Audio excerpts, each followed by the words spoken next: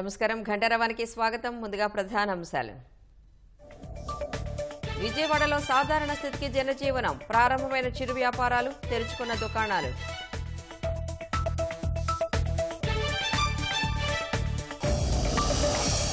వరదలతో విజయవాడ ఐరన్ యార్డుకు భారీ నష్టం.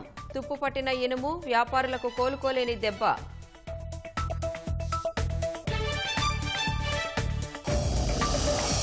బాపట్ల జిల్లా ధర్మవరంలో వైసీపీ నాయకుల దాష్టీకం. టీడీపీ కార్యకర్తలపై కర్రలు, రాళ్లతో దాడి.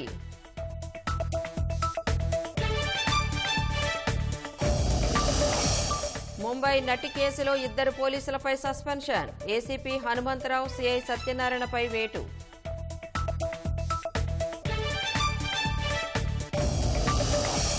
ఇజ్రాయెల్కు ఆయుధాల విక్రయానికి అమెరికా ఆమోదం. $165 మిలియన్ విలువైనవి సరఫరా చేసేందుకు ఒప్పందం.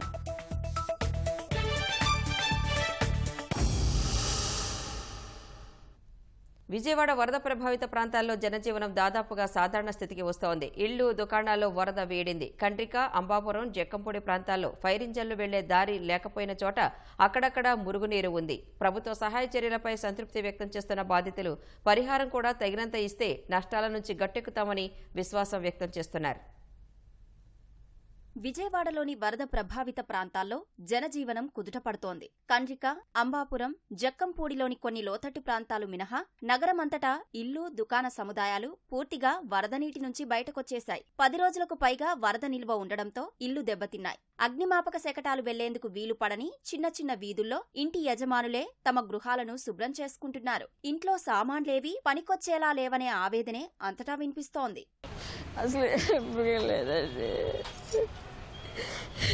ఇల్లులు కూడా బీట్లు ఇచ్చేసింది, గోడలో కుంగిపోయింది ఇల్లు కూడా. రేకుల చెట్టు ఈ పైపులు ఉంటాయి చూడండి, అవి జారిపోయినాయండి. కర్రలతో కొంచెం పోటీ పెట్టుకొని అలాగే అక్కడ ఉండామండి. మంచి ప్రభుత్వం కాబట్టి చేశారండి. కథమా వాళ్ళు అయితే చేసేవాళ్ళు లేదో తెలియదు కానీ వీళ్ళు బాగా చేశారు. ఎక్కడికక్కడ భోజనాలని, నీళ్ళని. ఇక్కడ దాకా నీళ్లు వచ్చేసాయి, గుమ్మాల దాకా పై దాకా వచ్చాయి. ప్రతి వస్తువు ఏది పనికిరాదు. డిగ్రీ సర్టిఫికేట్స్ అన్నీ పోయినాయి సార్. ప్రాక్టికల్స్కి అవన్నీ ఉంటాయి కదా, ఆ బుక్స్ అన్నీ పోయినాయి. ఆ బుక్స్ పోయినా మళ్ళీ తెచ్చుకోవచ్చు. ఇప్పుడు సర్టిఫికేట్స్ మెయిన్ కదా, అవి కొంచెం పోయి తడిచిపోయినాయి బాగా. అంటే పట్టుకుంటే అవి చిరిగిపోతాయి, ఇంకా అట్లా ఉన్నాయి. జీవితం ఏంటంటే మళ్ళీ జీరో నుంచి మనం స్టార్ట్ చేసుకోవాల్సిన పరిస్థితి వచ్చింది. ఇల్లు, దుకాణాలు, కార్యాలయాల్లో తడిసి పాడైన సామాగ్రిని బాధితులు బయట తెచ్చి పడేస్తున్నారు. రహదారుల పక్కన అవే కుప్పలుగా పోగవుతున్నాయి. పారిశుద్ధ్య కార్మికులు వాటిని తొలగిస్తున్నారు. ప్రభుత్వ సహాయ చర్యలపై వరద బాధితుల నుంచి సంతృప్తి వ్యక్తమవుతోంది. స్కూల్ బుక్సే కానీ, పెన్నులే కానీ, స్టేషనరీ ఐటమే కానీ, ఫ్రూటీలు, కూల్ డ్రింక్స్ దగ్గర ₹1 లక్ష దాకా నష్టపరిహారం జరిగింది సార్. ప్రభుత్వం ద్వారా సాయం చేస్తే మళ్ళీ కొట్టి రన్నింగ్ చేసుకోగలుగుతాను, లేదంటే రోడ్లు పోలే సార్. ఒక్కొక్కరు చాలా నష్టపోయాను. నా షాప్ వరకు అయితే మోటార్లు, ఫ్యాన్లు మొత్తం చాలా వరకు నష్టపోయాను. ఫ్యాన్లు చేసినవి దగ్గర 50-60 ఫ్యాన్లు, 4 మోటార్లు, పెద్ద మోటార్లు, ఇవి కూడా అలాగే కాలిపోతే ఇంకా చేస్తున్నాం. చిరు వ్యాపారులు, దుకాణదారులు తడిసిన సామాగ్రిని ఆరబెట్టుకుంటున్నారు. జరిగిన నష్టాన్ని తలుచుకుని కుమిలిపోతున్నారు. ప్రభుత్వం ఇచ్చే పరిహారం కోసం నిరీక్షిస్తున్నారు. కొవ్వొత్తులు, దోమ చక్రాలు, అగ్గిపెట్లు సాకిచ్చారండి మాకు. నీళ్లు పైన కాడ నుంచి క్లియర్ చేస్తున్నారు. ఇప్పుడైతే పర్వాలేదు. వరదల్లో మాత్రం 3 రోజులు 4 రోజులు బాగా ఇబ్బంది పడ్డాం. తర్వాత ఆఫీసర్లు వచ్చి శుభ్రంగా అంతా చూసుకుంటూనే ఉన్నారు. గవర్నమెంట్ పరంగా అయితే ఎక్కడికక్కడ రెస్పాండ్ అయ్యి ఫుడ్ కానీ, వాటర్ కానీ అన్ని సప్లై చేస్తున్నారు. జనాల మట్టికి భోజనాలు పెట్టి కానీ, వాటర్ ఇచ్చి కానీ బాగానే ఆదుకున్నారు. ఘోరమైన పరిస్థితి వచ్చినప్పుడు కూడా అలా చేశారంటే ఈ ఆయన ఉండబట్టి చేశారనుకుంటున్నాం మేము. తుఫాను వస్తుందనేది ఎవరయ్యంలోనా రావచ్చు, అది కానీ ఆదుకుంటాం అనేది అందరి వల్ల కాదు. వాటర్ సదుపాయము, ఫుడ్ పరంగా అన్ని రకాలుగా సౌకర్యం బాగానే ఉంది. విఎంసీ వారి పని కానీ, పోలీసు వారి పని అంతా మాకు హెల్పింగ్ నేచర్ బాగానే చేశారు. కాకపోతే ఈ ఆస్తి నష్టం పోయింది కాబట్టి దానికి మట్టి గవర్నమెంట్ వారు ఏం ఆలోచించి ఇస్తారనేది వారి దయ.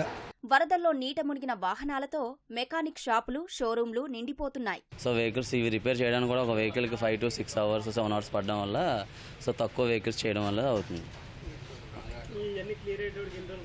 ఈజీగా 1 month అయితే పడుతుంది సార్. 1 month పైన కానీ తక్కువ అయితే అవ్వదు. ఎందుకంటే మనకి ఇక్కడ 400 భవానీపురం షోరూంలో ఒక 250-650 వెహికల్స్ ఉన్నాయి మన దగ్గర.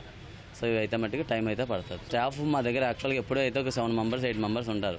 సో అడిషనల్గా మేము వేరే నెట్వర్క్ నుంచి బ్రాంచ్ నుంచి తీసుకొచ్చి ఓన్లీ మెకానికల్నే ఒక 12 మంది వరకు మెకానికల్ పెట్టాం. మిగతా మా దగ్గర ఉన్న స్టాఫ్, వేరే డిపార్ట్మెంట్ స్టాఫ్ అందరూ కలిపి దీనికోసం ప్రత్యేకంగా ఒక 25 మంది స్టాఫ్తో మెయింటైన్ చేస్తున్నాం. వరద ప్రభావిత ప్రాంతాల్లో ఇంటింటి సర్వే 71.34% పూర్తయింది. శుక్రవారం సాయంత్రానికి 1,43,743 ఇళ్ల సర్వేను పూర్తి చేశారు. మొత్తం వరద ప్రభావిత ప్రాంతాల్లో 5,89,000 మంది జనాభా ఉంటే 4,10,000 మందికి చెందిన వివరాలు నమోదు చేసినట్లు ప్రభుత్వం తెలిపింది. వరదలకు విజయవాడ ఐరన్ యార్డ్ ఎనలేని నష్టాన్ని చవిచూసింది. దాదాపు 60 ఎకరాల విస్తీర్ణంలోని 430 దుకాణాలు జలమయమై ఇనుము తుప్పు పట్టింది. వ్యాపారులు కోలుకోలేని దెబ్బతిన్నారు. సగం ధరకే ఇనుప సామాగ్రి అమ్ముకోవలసిన ధైర్యం నెలకొంది.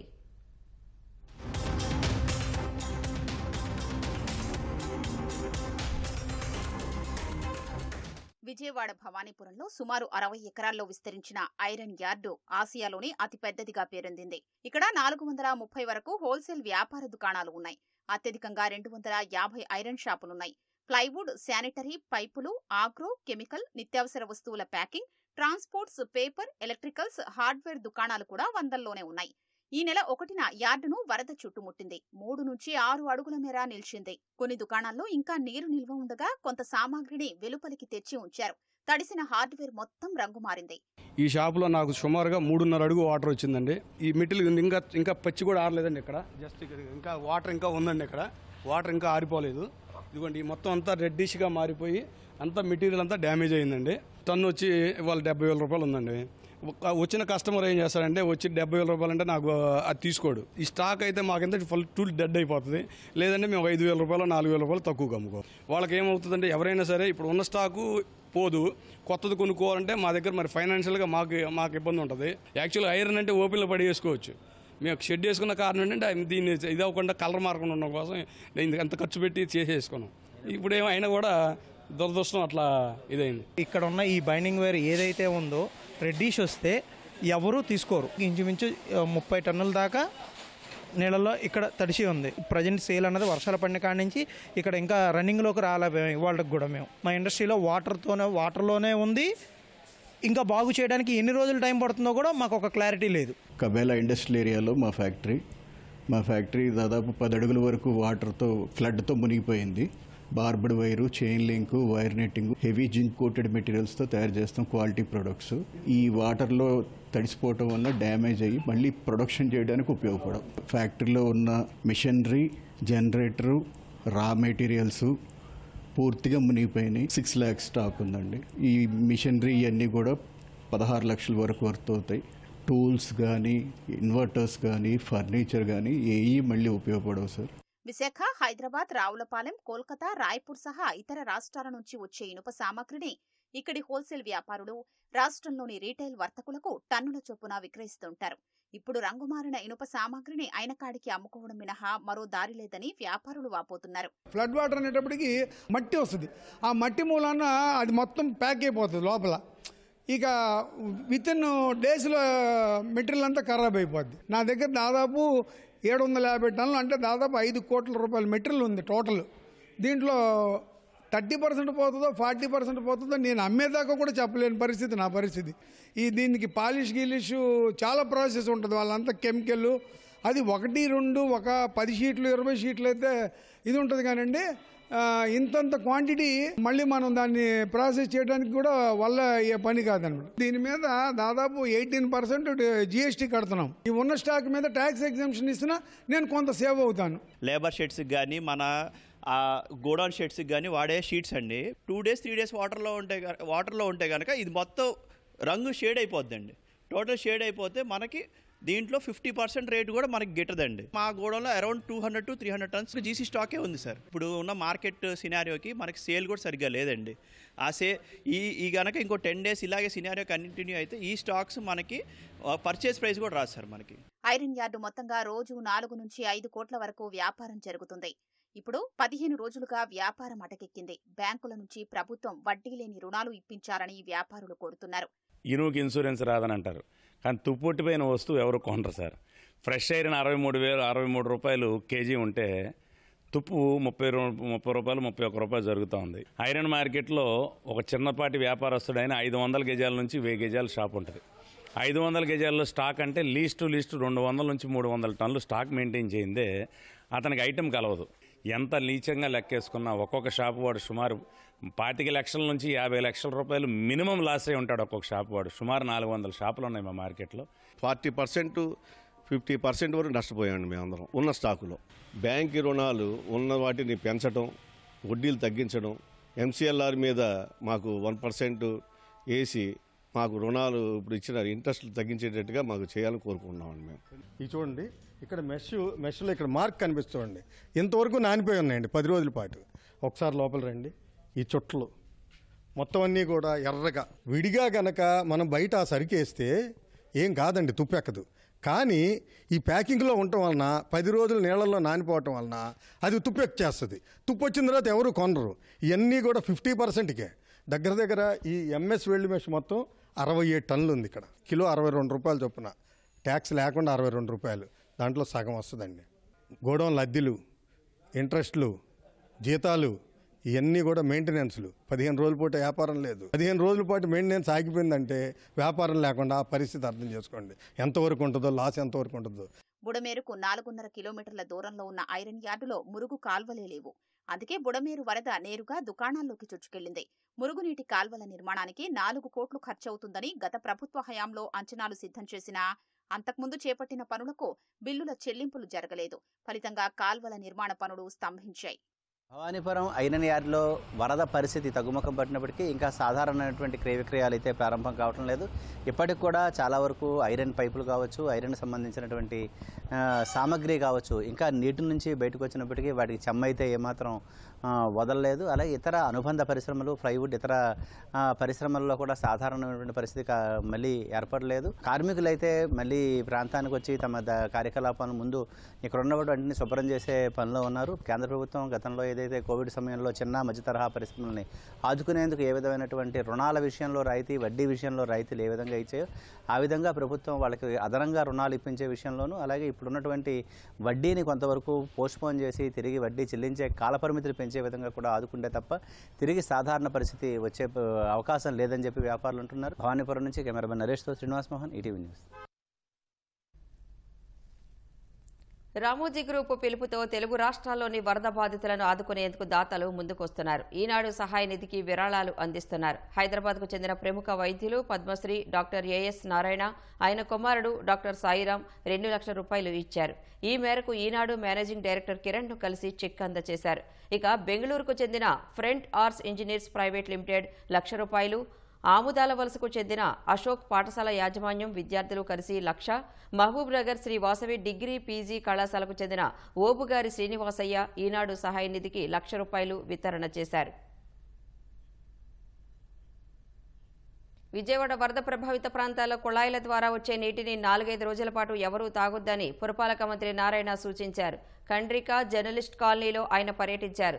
నగరంలో 32 డివిజన్లు బుడమేరు వరద బారిన పడ్డాయని, 31 డివిజన్లలో వరద నీరు పూర్తిగా తొలగిపోయిందని మంత్రి వెల్లడించారు. ఇక్కడ డ్రింకింగ్ వాటర్ బాటిల్స్ అడిగారు, ఇమ్మీడియట్గా చెప్పాను. ప్రతి ఇంటికి ఒక 4 బాటిల్ వచ్చేట్టుగా 3 రోజులు కంటిన్యూస్గా ఈ ఏరియాలో వాటర్ బాటిల్స్ ఇవ్వాలి. ఎందుకంటే నీళ్లు వదిలినా ఆ నీళ్లు తాగకూడదు. అవి ఇంట్లో బాత్రూమ్స్కి, టాయిలెట్స్ వాడుకోవాలి, కానీ తాగటానికి 3-4 రోజులు వాడకూడదు. ఎందుకంటే 3-4 రోజులు పైపుల్లోకి యాక్చువల్గా బుడత నీళ్ళు పోయి ఉంటాయి. 17వ తేదీ దాకా ఎవరు ఆ వాటర్ తాగవద్దు. దయించి మీకు ట్యాంకర్లు వస్తాయి, మీకు డ్రింకింగ్కి తాగడానికి 3 రోజులు 4 రోజులు మేము బాటిల్స్ పంపిస్తాం. ప్రభుత్వ అప్రమత్తత వల్లే ఏలేరు రిజర్వాయర్కు అంత పెద్ద మొత్తంలో వరద వచ్చినా ప్రాణ నష్టం జరగలేదని జలవనరుల శాఖ మంత్రి నిమ్మల రామానాయుడు అన్నారు. 114 చోట్ల కట్ట బలహీనతలు గుర్తించి వాటిని పటిష్టపరిచి ఆస్తి నష్టాన్ని తగ్గించామని వెల్లడించారు. ఏలేరు రిజర్వాయర్ గురించి మాట్లాడే స్థాయి జగన్కు లేదని ధ్వజమెత్తారు. క్యూసెక్కులకు, టీఎంసీలకు, వాగుకి, నదికి తేడా తెలియని వ్యక్తి జగన్ అని దుయ్యబట్టారు. 2014-19 మధ్య ఏలేరు ఆధునికీకరణకు తెలుగుదేశం ప్రభుత్వం 93 కోట్లు ఖర్చు చేసిందని, వైకాపా ప్రభుత్వం ఎంత ఖర్చు చేసిందో జగన్ చెప్పగలరా అని ప్రశ్నించారు. రైతాంగం గురించి మరి ఏదైతే కపట ప్రేమ వలకబోస్తూ ఉన్నాం. నేను ఏదో 17,000 ఆ రోజు హెక్టార్కి ఇన్పుట్ సబ్సిడీ ఇచ్చానని గొప్పగా చెప్తున్న సిగ్గుండాలి జగన్మోహన్ రెడ్డి గారు. ఎందుకంటే ఆ రోజు 2019 ఎన్నికలకు ముందే ఆ రోజు తిత్లీ తుఫాన్ వస్తే చంద్రబాబు నాయుడు గారు హెక్టార్కి 20,000 రూపాయలు ఇచ్చారు ఆ రోజు ఇన్పుట్ సబ్సిడీ. కానీ నువ్వేం చేసావు? 20,000 ఇన్పుట్ సబ్సిడీని 16,000కి తగ్గించావు నువ్వు అధికారంలోకి వచ్చిన తర్వాత రైతాంగం అంతా కూడా విమర్శించగా ఎన్నికల ముందు ఒక 1,000 రూపాయలు పెంచావు 17,000కి. ఎవరైనా పెంచుతారు, కానీ నువ్వు వెనక్కి తగ్గించావు. కానీ నిన్న చంద్రబాబు నాయుడు గారు మళ్ళీ అధికారంలోకి వచ్చాక నువ్వు 16,000కి తగ్గిస్తే మేము ఇవాళ 25,000కి పెంచాం. అది రైతు ప్రభుత్వం అంటే, అది వ్యవసాయాన్ని కాపాడుకోవాలనంటే చంద్రబాబు నాయుడు గారికి. అది కూడా ఈరోజు ఎటువంటి పరిస్థితుల్లో 25,000కి పెంచాం హెక్టార్కి. ఈవేళ 10 లక్షల కోట్లు అప్పు ఈవేళ ఈ రాష్ట్రం నెత్తి మీద ఉన్నటువంటి పరిస్థితుల్లో, ఖజానా ఖాళీగా ఉన్నటువంటి పరిస్థితుల్లో మళ్ళీ రైతే మాకు ముఖ్యం, వ్యవసాయమే మాకు ముఖ్యమని ఈవేళ మరి 25,000 హెక్టార్కి మేము పెంచాం. ఫోర్జరీ పత్రంతో తనపై తప్పుడు కేసు పెట్టి అరెస్టు చేసి ఇబ్బందులకు గురిచేసిన వ్యవహారంలో అప్పటి నిఘా విభాగాధిపతి Seetharamanjaneyulu, Vijayawada CP Kanthi Rana, DCP Vishal Gunni, YCP నేత విద్యాసాగర్పై కేసు నమోదు చేయాలని ముంబై నటి పోలీసులకు ఫిర్యాదు చేశారు. వీరంతా కొమ్మక్కై చట్టవిరుద్ధంగా ప్రవర్తించారని ఆరోపించారు. శుక్రవారం తల్లిదండ్రులు, న్యాయవాదులతో కలిసి ఆమె ఇబ్రహీంపట్నం పోలీస్ స్టేషన్ సీఐ చంద్రశేఖర్కు ఫిర్యాదు అందజేశారు. విద్యాసాగర్తో తప్పుడు ఫిర్యాదు ఇప్పించి అప్పటికప్పుడు కేసు నమోదు చేశారని నటి ఫిర్యాదులో పేర్కొన్నారు. దీని వెనుక పెద్ద కుట్ర ఉందన్నారు. కస్టడీకి తీసుకున్న 5 రోజులు తన పట్ల పోలీసులు దురుసుగా ప్రవర్తించారని ఆరోపించారు. మరోవైపు ఈ వ్యవహారంలో ఏసీపీ హనుమంతరావు, సీఐ సత్యనారాయణను ప్రభుత్వం సస్పెండ్ చేసింది. ఈ కేసులో ఆరోపణలు ఎదుర్కొంటున్న సీనియర్ ఐపీఎస్లపైన త్వరలో చర్యలకు అవకాశం ఉంది. నరేంద్ర కుమార్ జత్వానీ అమ్మాయి ముంబై బేస్డ్ హీరోయిన్, డాక్టర్ మాకు ఒక రిపోర్ట్ ఇచ్చింది. కుక్కల విద్యాసాగర్ అనే అతని మీద ఇంకా కొంతమంది మీద ఆమె రిపోర్ట్ ఇచ్చింది. ఆమెకి అతనితో పరిచయం ఉండి అతను హెరాస్ చేసినట్టు వాళ్ళ మదర్ని, వాళ్ళ ఫాదర్ని, వాళ్ళ బ్రదర్ని అందరినీ కూడా అతను మరి కొంతమంది హెరాస్ చేసినట్టు మాకు రిపోర్ట్ ఇచ్చింది. ఈ రిపోర్ట్ని లీగల్ డిస్కషన్ తీసుకుని, లీగల్ ఒపీనియన్ తీసుకుని కేసు రిజిస్టర్ చేస్తాం. కంప్లైంట్ లో ఉన్న కంటెంట్స్ ని బట్టి, ఆ క్రిమినాలిటీని బట్టి ఎవరెవరు బాధ్యులు అన్నది వాళ్ళ మీద యాక్షన్ తీసుకుంటాం. బాపట్ల జిల్లా అద్దంకి మండలం ధర్మవరంలో వైసీపీ కార్యకర్తలు రెచ్చిపోయారు. వినాయక నిమజ్జనం సందర్భంగా ఊరేగింపు నిర్వహిస్తున్న తెలుగుదేశం కార్యకర్తలపై కర్రలు, రాళ్లతో దాడి చేశారు. తిరగబడకుండా కళ్లల్లో కారం చల్లి మరీ కొట్టారు. దాడి ఘటనలో 10 మంది టీడీపీ కార్యకర్తలకు తీవ్ర గాయాలయ్యాయి. వైసీపీ నాయకుల పథకం ప్రకారమే తమపై దాడి చేశారని తెలుగుదేశం శ్రేణులు ఆరోపించాయి. గణనాథుని ఊరేగింపు సరిగ్గా వైసీపీ వాళ్ల ఇళ్ల వద్దకు వెళ్లగానే తమపై రాళ్ల వర్షం కురిపించారన్నారు. కారం పొడి ప్యాకెట్లు చించి ఊరేగింపులో పాల్గొన్న వారిపై చెల్లారని, ఆ తరువాత కర్రలతో దాడి చేశారని వివరించారు. పోలీసులు ఇరు వర్గాలను చెదరగొట్టారు. క్షతగాతులను తొలుత అద్దంకి ఆసుపత్రికి, మెరుగైన వైద్యం కోసం అక్కడి నుంచి ఒంగోలు కిమ్స్కు తరలించారు.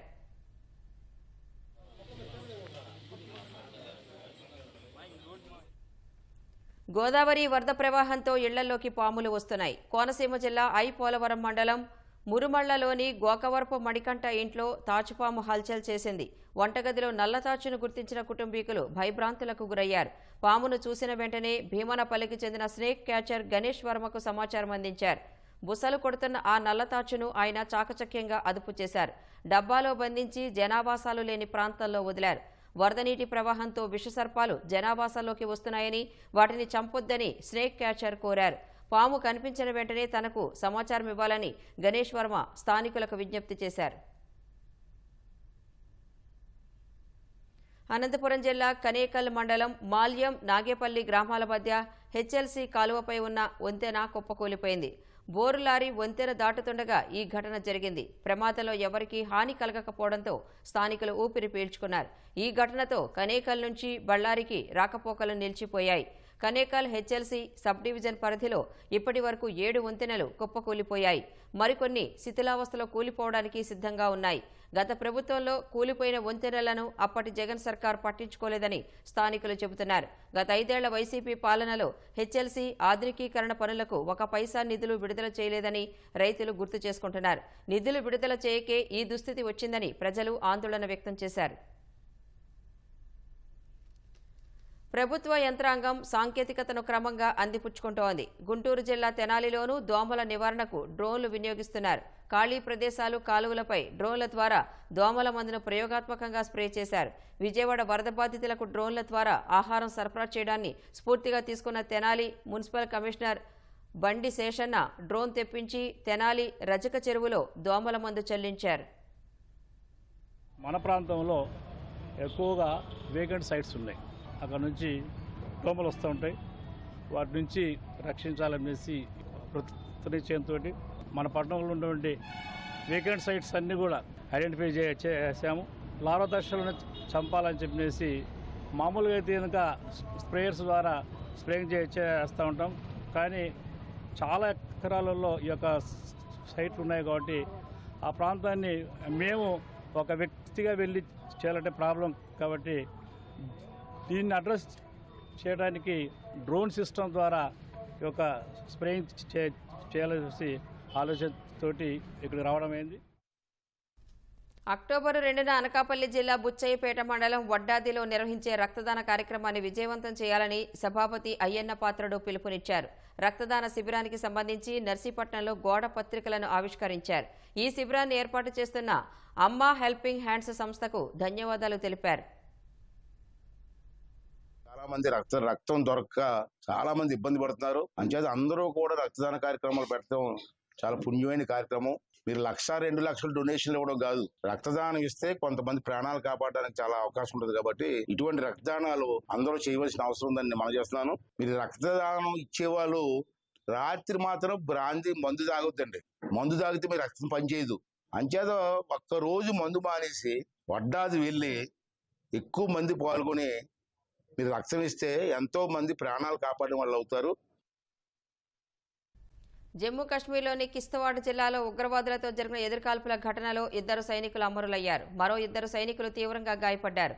ఈ మేరకు భద్రతా అధికారులు వెల్లడించారు. ఉగ్రవాదుల కదలికలపై అందిన సమాచారంతో చాత్రూ బెల్ట్లోని నైగ్దాం ప్రాంతంలో సైనికులు, పోలీసులు సంయుక్తంగా గాలింపు చర్యలు చేపట్టారని తెలిపారు. ఈ సందర్భంగా చెలరేగిన ఎదురుకాల్పుల్లో 4 సైనికులు గాయపడ్డారని వెల్లడించారు. వారిలో జూనియర్ కమిషన్డ్ ఆఫీసర్ నాయబ్ సుబేదార్ విపన్ కుమార్, సిపాయి అరవింద్ సింగ్ స్థానిక ఆసుపత్రిలో చికిత్స పొందుతూ చనిపోయారని భద్రతా అధికారులు తెలిపారు. ఉగ్రవాదుల కోసం ఆపరేషన్ కొనసాగుతోందని పేర్కొన్నారు. 1984లో హైజాక్ అయిన విమానంలో తన తండ్రి ఉన్నారని విదేశాంగ మంత్రి జయశంకర్ తెలిపారు. స్విట్జర్లాండ్లోని జెనీవాలో ప్రవాస భారతీయులను ఉద్దేశించి ది కాందార్ హైజాక్ సిరీస్ గురించి మాట్లాడుతూ ఈ ఆశ్చర్యకర విషయాన్ని వెల్లడించారు. 1984లో ఢిల్లీ నుంచి టేకాఫ్ అయిన విమానాన్ని ఆల్ ఇండియా సిక్ స్టూడెంట్ ఫెడరేషన్కు చెందిన 7 సభ్యులు హైజాక్ చేశారు. జర్నైల్ సింగ్, బృందన్, వాలేతో పాటు ఇతరులను విడుదల చేయాలని వారు డిమాండ్ చేశారు. 36 గంటల పాటు ఆ విమానం 4 విమానాశ్రయాల మధ్య తిరిగింది.